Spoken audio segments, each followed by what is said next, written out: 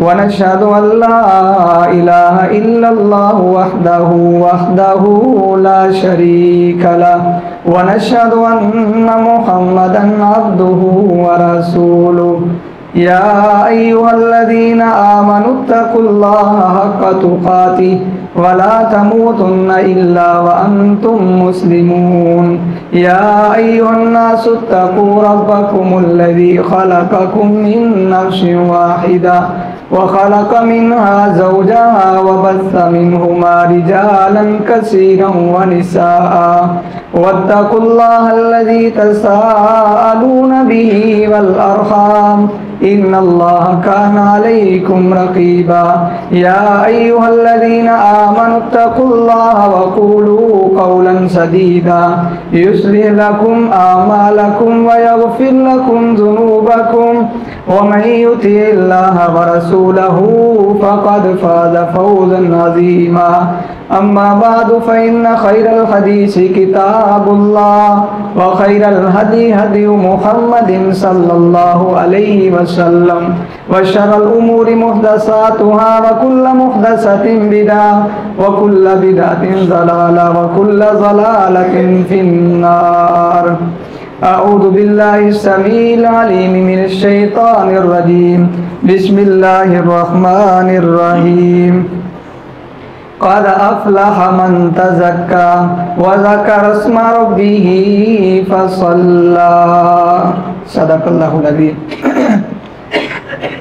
हर किस्म की हम्दो सना बड़ाई किबरियाई तन्हाई बादशाही अल्लाह वहदहु ला शरीक के लिए ला तदाद अनगिनत दरूद व सलाम बेहद व बेशुमार जनाब मोहम्मद रसूलुल्लाह सल्लल्लाहु अलैहि वसल्लम पर, करोड़ों मरतबा रहमत हो आले रसूल पर, सहाबे रसूल पर, अहमद दीन पर, जिनकी मेहनत और कोशिश की वजह से आज हम मुसलमान हैं।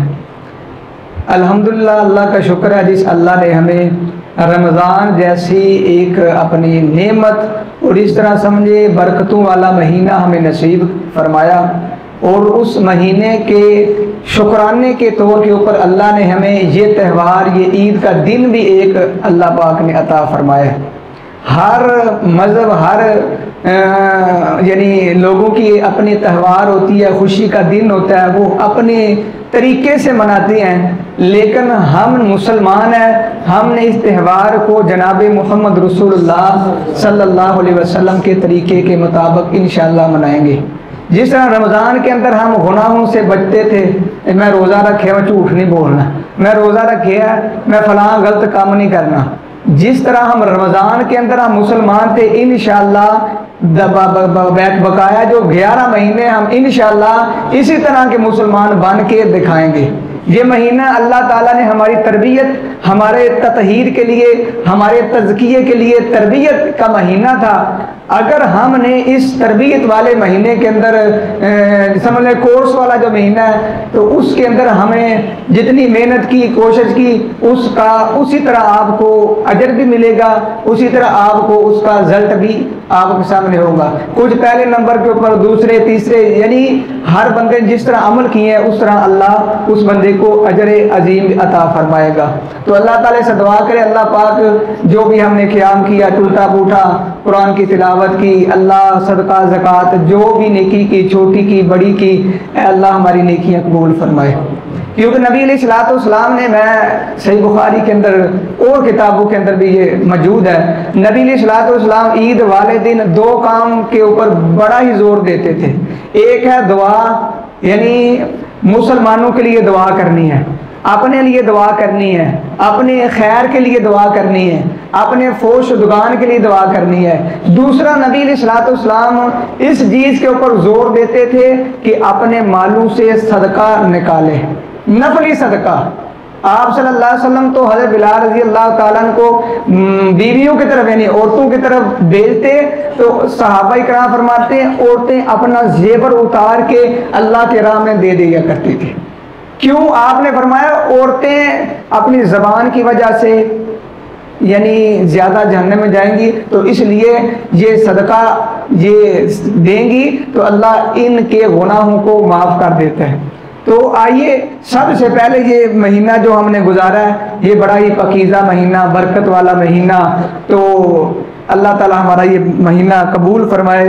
और दूसरी बात ये है कि एक और आपके सामने रखना चाहता हूँ, हजरत अली रजी अल्लाह ताला अन्हु का, वो फरमाया करते थे ईद उस बंदे की है जिस बंदे के अल्लाह ने गुनाह माफ कर दिए। असल के अंदर ईद उस बंदे की है। नए कपड़े पहन लेना या जो हमारा रस्म और रिवाज है उसके मुताबिक ईद मना लेना, उस बंदे की ईद नहीं, बल्कि वो फरमाया करते थे कि ईद उस बंदे की है, चाहे उसने कपड़े अच्छे पहने नहीं पहने, सिर्फ अल्लाह ने ये कह दिया ना, क्योंकि आज तो मजदूरी अल्लाह ने देनी है। बंदा 8 घंटे काम करता है, फिर मालिक क्या करता है, उस बंदे को मजदूरी देता है। आज हमने 29 रोजे रखे हैं, 30 जितने होते हैं, आज 29 रोजे रख के आज 30वां दिन है, ईद का दिन है। आज अल्लाह ताला ने हमें मजदूरी देनी है, और वो मजदूरी क्या है? आप सल्लल्लाहु अलैहि वसल्लम फरमाते हैं अल्लाह ताला वो बंदे जिन्होंने बड़े बड़े गुनाह किए थे तो वो गुनाह भी माफ़ नहीं हुए, तो अल्लाह ताला ईद की बरकत से और इसी तरह ईद वाले दिन अल्लाह ताला उन बंदों को भी माफ़ फरमा देगा। अगर रोजे रखे, क़याम किया, तौबा इस्तगफार की, तो बाकी छोटे छोटे माफ़ अल्लाह कर देगा। ये मजदूरी वाला दिन है, तो अल्लाह हम अपने बड़ी उम्मीदों के साथ उसे मजदूरी लेनी है। और अल्लाह इतनी उम्मीद है कि दूसरा दुनियादार मालिक अगर मजदूरी देता है तो वो पंजाबी के हाथ खिंच के देता है, यानी वो कोशिश होती है मैं 8 घंटे तू बजाय 9 घंटे काम लवा तो मजदूरी वो ही मैं 8 घंटे देव। लेकिन अल्लाह तेरा दर तो ऐसा है, थोड़ी मजदूरी करें, मेहनत थोड़ी करें, मजदूरी अल्लाह तो ज़्यादा देता है। अल्लाह हम इकरार करते हैं मजदूरी हमने मेहनत कम की है, लेकिन तेरे दर के ऊपर इतनी उम्मीद है कि अल्लाह तू हमारी खाली झोलियों को इतना भरेगा, इतना भरेगा, अल्लाह हमारे गुनाह भी तो माफ़ करेगा, और अल्लाह तू हमारे लिए खैर के अल्लाह रास्ते भी खोलेगा। अल्लाह हमारे लिए खैर के रास्ते खोल देना, अल्लाह हमारे लिए भलाई के रास्ते खोल देना, अल्लाह हमारे गुनाहों को माफ़ फरमा देना। दूसरी बात है कि जिस तरह हम रमज़ान मुबारक के अंदर तरावी, क़याम, तहज्जुद बड़ा कुछ करते रहे हैं, अगर हमारा बाकी 11 महीनों के अंदर चलो इस तरह का मामूल तो नहीं कि हम तहज्जुद नहीं पढ़ सके, हम तरावी नहीं पढ़ते, हम कुरान की तिलावत ज़्यादा यानी सपारा 1.5 नहीं पढ़ते, लेकिन हमारा तअल्लुक़ कुछ ना कुछ इन चीज़ों के साथ बाकी रहना चाहिए। फ़र्ज़ नमाज है, इसके अंदर कमी नहीं आनी चाहिए। इसी तरह कुरान की तिलावत है, रमज़ान में अगर पारा पढ़ते हैं तो गैर रमज़ान में 1 रुकू तो पढ़ना चाहिए ना, इतना तअल्लुक़ इंसान का होना चाहिए। अगर रमज़ान के अंदर बड़ा सदका दिया, बड़े ही अपना माल खर्च किया है, तो कम से कम हफ्ते के अंदर, महीने के अंदर कुछ अल्लाह की राह में तो देने की जो है ना आदत, यानी तरबियत ऐसी होनी चाहिए कि अपना 1 महीना अमल किया है तो 11 महीना इंसान के ऊपर असर रहना चाहिए। वरना बुझा ये सरगढ़ छड़ दे यार, कहते यार आदत पै गई, छड़ नहीं सकता मैं यार। सिरगढ़ जो पीता है या कोई भी बुरा दूसरा काम करता है, उन्होंने कहते छड़ दे, वो कहते यार बड़ा मुश्किल छड़िया दिन, आदत पै गई है, चंद दिन किया है, 1 महीना बंदा सिरगढ़ नहीं पींदा तो आदत पै जाती है। यार तूने 1 महीना तरावी पढ़ी है तो तुझे आदत 5 वक्त की नमाज की नहीं पढ़ी, आदत पढ़नी चाहिए कि नहीं? तूने कुरान करीम की तिलावत की है, पूरा रमज़ान पूरा कुरान पढ़ लिया कम से कम, तो पूरा साल में तुझे 1 मरतबा कुरान पढ़ने की तौफीक नहीं मिली, इतनी आदत तो पढ़नी चाहिए कि नहीं? आप बोली पढ़नी चाहिए कि नहीं? सिरगढ़ की आदत पै जाए छुटती नहीं, तो कुरान पढ़ने की आदत पै जाए तो छुट जाए, साड़ी कितनी बदनसीबी है। और इसी तरह अगली बात ये है कि अगर समझते कि हमारी नेकियां कबूल हुई हैं तो फिर अपने आप को खुद चेक करना। मैं ना आपको कहूँगा कि आपकी कबूल हुई है कि नहीं, दूसरा बंदा भी आपको नहीं कहेगा, आपने खुद कैसे चेक करनी है। अगर आपकी नेकियों के अंदर दवाम है, हमेशगी है, तो समझ लें अल्लाह ताला ने आपकी तरावी भी कबूल कर लिया, क़याम भी कबूल कर लिया, रोज़े भी कबूल कर लिए, अल्लाह ताला ने आपके सदक़ात और ज़कात भी कबूल कर लिए। आम दिनों के अंदर अगर आपकी रूटीन यही रही ना तो समझ लें कि अल्लाह ने हमारा सब कुछ वो कबूल किया है। तो अल्लाह ताला हमें आइंदा जो 11 महीने हैं उसके अंदर भी नेकियां कसरत के साथ करने की तौफीक अता फरमाए। और ये रोज़े जो अल्लाह ने फ़र्ज किए थे लअल्लकुम तत्तकून के मुत्तकी बन जाए, और मुत्तकी लोगों के अल्लाह ताला प्रोटोकॉल आखिरत में तो देगा, लेकिन अल्लाह ताला दुनिया में भी एक प्रोटोकॉल और इसी तरह एक अवार्ड देता है। वो अवार्ड क्या है? जो अल्लाह से डरता है, अल्लाह ताला वक़्त के फ़िरौनों से उस बंदे से डरा के रखता है। जो अल्लाह से डरता है, अल्लाह ताला लोगों के दिलों के अंदर उस बंदे का रोब और उस बंदे का दबदबा और अल्लाह ताला उस बंदे का डर वक़्त के फ़िरौनों के दिलों के अंदर डाल देता है। कई वाक़यात है, सिर्फ मैं इशारा करता हूँ। हज़रत उमर बिन ख़त्ताब रज़ी अल्लाह ताला अन्हु, क्या उनके पास एटमी ताकत बड़ी थी? क्या उनके पास असला बड़ा था? क्या उनके पास फौज बड़ी थी? नहीं। उनके दिल के अंदर तकवा था, उनके दिल के अंदर ईमान था। उनका नाम सुन के तो आप देखें कैसर व कसरा के जो बड़े जिस तरह सुपर पावर, उनके दिल के अंदर भी हजरत उमर बिन ख़त्ताब रजी अल्लाह ताला अन्हु का डर था। क्यों था? वो मुत्तकी थे।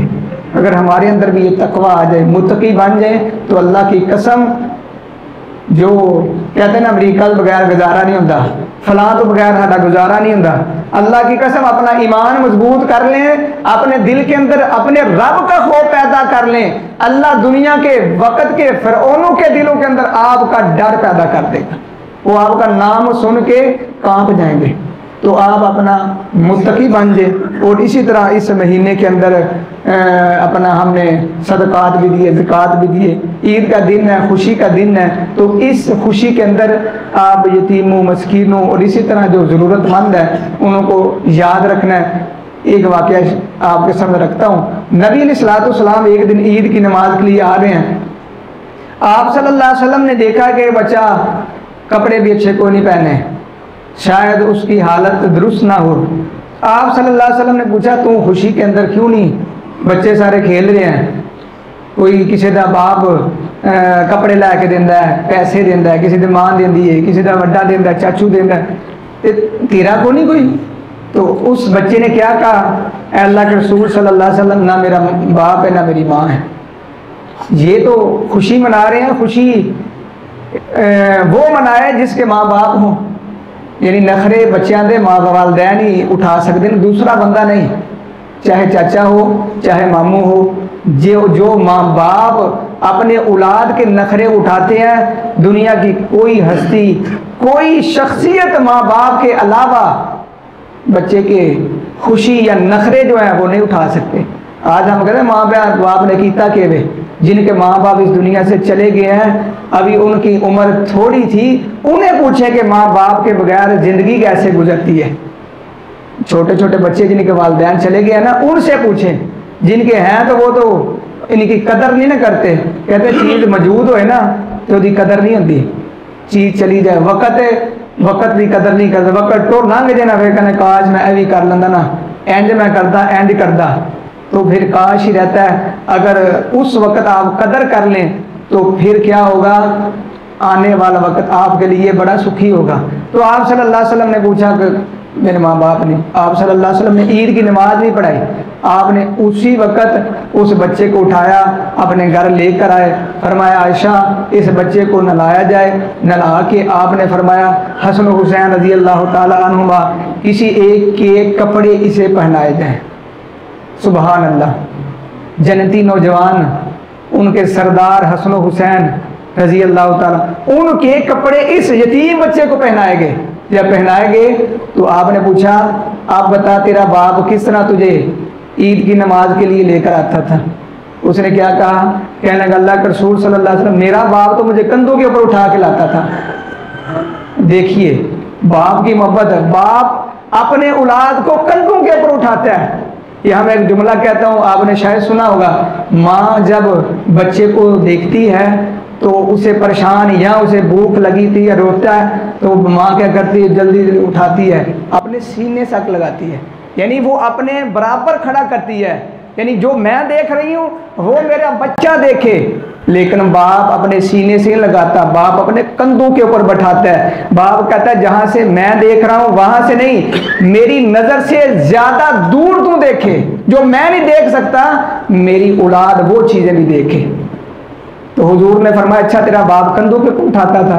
आपने कंधों के ऊपर उठाया तो आपने फरमाया कि तेरा बाप को नहीं, आइंदा मैं मोहम्मद सल्लल्लाहु अलैहि वसल्लम तेरा बाप हूँ, ये आयशा रज़ी अल्लाह ताला अन्हा तेरी माँ है। आपने कंधों के ऊपर उठा के मस्जिद यानी ईदगाह तक लेकर आए और लोगों को पैगाम दिया कि ईद की नमाज बाद में इन यतीमों, गरीबों, मस्कीनों और इसी तरह जो मजबूर बंदे हैं इनकी तमन्ना, इनके ख्याल पहले है। आज हम देखते हैं क्या हमने इस तरह किया कि नहीं। आखिर के अंदर एक हदीस बयान करके बात ख़त्म करता हूँ। अगर ये हदीस समझ आ गई ना, अल्लाह की कसम दुनिया के अंदर भी इत्मीनान, आखिरत के अंदर भी अल्लाह ताला आपको कामयाब कर देगा। आप सल्लल्लाहु अलैहि वसल्लम ने फरमाया मन कानतिल आखिरतु हम्महु, जिस बंदे का हदफ यानी टारगेट क्या है आखिरत, जिस बंदे का टारगेट बन जाए कि मैंने आखिरत कमानी है, तो अल्लाह ताला उस बंदे को 3 चीज़ों से नवाजता है। सबसे पहले फरमाया जअलल्लाहु गिनाहु क़ल्बहु, जिस बंदे का टारगेट ये हो ना कि मैंने आखिरत के अंदर कामयाबी, मैंने आखिरत कमानी है, तो फरमाया अल्लाह ताला उस बंदे के दिल को गनी कर देता है। एक है दिल गनी, एक है बंदे के पास पैसा लेकिन पैसे से वो गनी नहीं होता। जिस बंदे का दिल गनी है अल्लाह की कसम वो बंदा असल के अंदर वक़्त का बादशाह है। अगर आप चाहते हैं हमारा दिल गनी हो जाए तो आखिरत अपना टारगेट। दूसरा आपने फरमाया कि वजमा लहू शम लहू, अल्लाह ताला उसकी तमाम की तमाम दुनिया को समेट देता है, यानी तमाम उसके मामला जो है ना अल्लाह ताला समेट देता है जिस बंदे का टारगेट आखिरत हो। तीसरा आपने फरमाया व अतातुहु दुनिया वहिया रागिमतुन, जिस बंदे का टारगेट आखिरत हो ना, जिस बंदे को कब्र की फिक्र लग जाए, जिस बंदे को आखिरत की फिक्र लग जाए, जिस बंदे को हशर के दिन की फिक्र लग जाए, तो हुजूर फरमाते हैं कि उस बंदे के पास दुनिया इस तरह आएगी वहिया रागिमतुन, जलील होकर आएगी। समझ आई कि नहीं। आखिरत टारगेट है, अल्लाह दिल को गनी कर दिया है। आखिरत टारगेट है, अल्लाह तमाम मामलात को दुरुस्त कर देगा, समेट देगा, इकट्ठा कर देगा। अगर आखिरत आपका टारगेट है तो अल्लाह ताला आपको क्या करेगा, दुनिया आपके पीछे लगा देगा, जलील करके तेरे पास दुनिया आ जाएगी। तो दूसरा बंदा क्या है फरमाया वमन कानति दुनिया हम, जिस बंदे का टारगेट हर वक्त दुनिया दुनिया दुनिया, ना नमाज ना रोज़ा ना कुछ नहीं। नमाज का वक़्त है फिर भी मजदूरी करनी है, नमाज का वक़्त है गप्पों के अंदर अपना सारे ज़िंदगी गुजार देनी है, नमाज के करीब नहीं आता। तो आपने क्या फरमाया, अल्लाह ताला क्या करता है जअलल्लाहु फ़क़रहु बैना ऐनैहि, अल्लाह उसके आंखों के दरमियान फ़क्र लिख देता है। हर वक्त दुनिया के पीछे, दुनिया के पीछे, उन्होंने दुनिया तो अलावा कोई चीज़ नज़र ही नहीं आती। आज हमारा यही अलमिया है, हम दुनिया के पीछे भागते हैं, दुनिया अगे अगे असी पीछे पीछे, अभी थक जावांगे लेकिन दुनिया से भाग नहीं सकते। तो जो बंदा आखिरत टारगेट बना लेगा, दुनिया उसके पीछे दलील होके आ रही है। तो दूसरा आपने क्या फरमाया वफ़र्रक़ अलैहि शमलहु, अल्लाह उसके कामों को, तमाम के तमाम कामों को अल्लाह बिखेर देता है। आज हमारे काम बिखरे हैं कि नहीं, बिखर गए हैं। एक करिए दूसरा, दूसरा करे तीसरा, तीसरा करे चौथा, यानी घर बंदा जाता है तो काम ही काम, बस और कोई काम नहीं। ठीक है, आखिरत का अगर फिक्र बन जाए फिर अल्लाह तुम्हारे कामों के अंदर मददगार बनेगा, समेट देगा अल्लाह काम। तीसरा आपने फरमाया कि जो बंदा दुनिया की फिक्र करता है तो अल्लाह क्या करता है वलम यातिही मिनद दुनिया इल्ला मा कुद्दिरा लहू, अल्लाह दुनिया उतनी ही देगा जितनी अल्लाह ने उसके मुकद्दर में लिख दी है। ऐसे दुनिया पीछे भजने हैं, यानी नमाज छोड़ के, दीन को छोड़ के, आखिरत का टारगेट छोड़ के दुनिया के पीछे भागने वाला इंसान वो समझ ले के उतनी दुनिया मिलेगी जितनी अल्लाह ने उसके मुकद्दर में लिख दिया है। लेकिन अल्लाह फरमाते हैं वो बंदा जलील हो जाएगा, दुनिया उसके हाथ में नहीं आएगी। जो आखिरत अपना टारगेट बना लेगा, अल्लाह ताला फरमाते हैं दुनिया उसके पीछे जलील होकर आएगी, अल्लाह उसे इज्जतों से नवाजेगा। तो अल्लाह ताला हमें आखिरत अपना टारगेट बनाने की तौफीक अता फरमाए। आज ईद का दिन है तो ईद वाले दिन आपने खुशी उस तरह मनानी है जिस तरह जनाब मोहम्मद रसूलुल्लाह सल्लल्लाहु अलैहि वसल्लम ने बताई है। वो किस तरह कुरान करीम के अंदर रमज़ान के रोज़ों का तज़किरा किया। अल्लाह ने आगे फरमाया युरीदुल्लाह बिकुमुल उसरा, अल्लाह ताला आपके साथ तंगी नहीं चाहता बल्कि आसानी करना चाहता है। वाली तो कब्बिरुल्लाह अला मा हदाकुम, तो अल्लाह फरमाते ईद के दिन यानी रमज़ान के बाद ईद के दिन अल्लाह ताला की तकबीर, अल्लाह की तारीफ, अल्लाह की हम्द, अल्लाह ताला का शुक्र अदा करना है। तो शुक्र के अंदर हमने सबसे पहले जो इब्तिदा किया नमाज से की है। किसके साथ किया? नमाज के साथ। इसके अंदर कोई रैलियां नहीं, कोई अफरा तफरी नहीं, कोई बेहयाई नहीं। अगर हमने इब्तिदा यहाँ से इस तरह की है ना तो आइंदा जो दिन है उसके अंदर भी इंशाअल्लाह अल्लाह से वादा करे अल्लाह तेरी नाफरमानी नहीं करेंगे। ए अल्लाह हम अफरा तफरी बेहयाई, और अक्सर हमारे क्या होता है ईद वाले दिन फलां फिल्म लगनी है, अरे फिल्म देखनी है, ऐसे होता है कि नहीं? सारे रोजे रख के यानी 30 दिन 29 दिन रोजे रखे तो ईद वाले दिन सारे रोज़ों से पानी फेर देता। ऐसे करते कि नहीं? तो इसलिए अल्लाह से वादा करें तो नहीं। जिस तरह मैं अर्ज कर चुका हूँ ना, दुनिया बस एक थोड़ी यानी लज्जत, थोड़ा सा मज़ा आएगा बस ख़त्म। लेकिन आखिर टारगेट बन गया ना तो अल्लाह दुनिया आपके सामने जलील करके लेकर आएगा। अल्लाह ताला हमें अल्लाह ताला की फरमा बरदारी करने की तौफीक अता फरमाए। अल्लाह ताला हमें पूरी ज़िंदगी मुसलमान बन के ज़िंदगी गुजारने की तौफीक अता फरमाए। सब साथी दुआ करें। अल्हम्दुलिल्लाहि रब्बिल आलमीन अर्रहमानिर रहीम मालिक यौमिद्दीन।